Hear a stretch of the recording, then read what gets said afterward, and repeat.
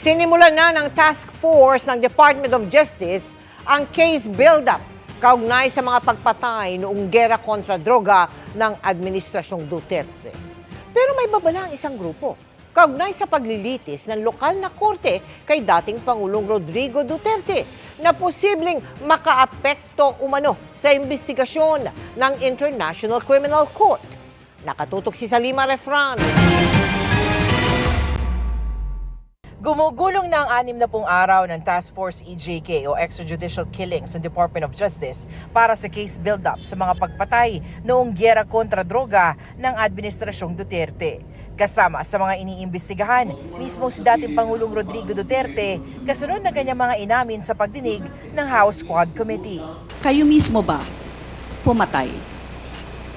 Ako? Marami. Mga 6 o 7.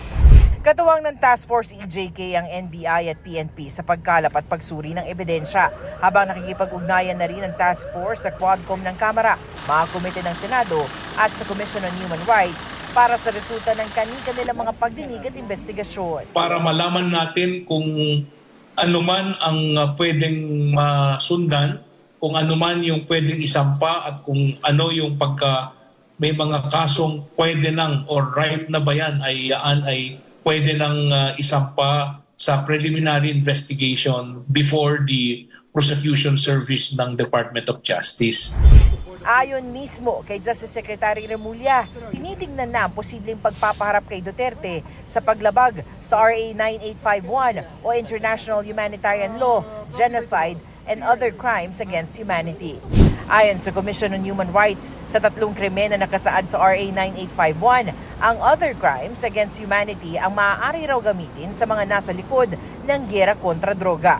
Pero naniniwala ang CHR na hindi ito sapat para mapanagot ang mga ito.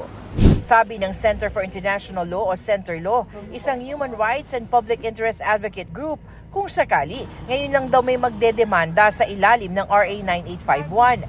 Pero ang pagkakaroon ng paglilitis sa lokal na korte laban kay Duterte kaugnay sa crimes against humanity, may implikasyon sa ginagawang investigasyon naman ng International Criminal Court kay Duterte sa kaparehong reklamo. For the period na member tayo ng ICC, magkakaroon ng overlap, magkakaroon ng duplication. And ang mangyayari yan, if there's really going to be a genuine prosecution domestically, there's a possibility na isuspend ng ICC yung kanyang ongoing investigation. Para di raw yan mangyari, pwedeng iiwas ang gobyerno mga petsa ng sakop ng kanilang investigasyon. Pwede rin daw sakupin ng investigasyon ang mga opisyal ng pulisyan na nagpatupad ng anti-drug war. So the ball is in the court of the Marcos administration, no? You are being mocked by the former president. Sinabi niya mismo, ang tagal-tagal nga nitong DOJ, hanggang ngayon wala pa akong kaso. Parang talagang dinider niya yung DOJ, no? So I think the DOJ should take on the dare and investigate and file the proper cases. Para sa GMA Integrated News, Salima Refran, nakatutok 24 oras.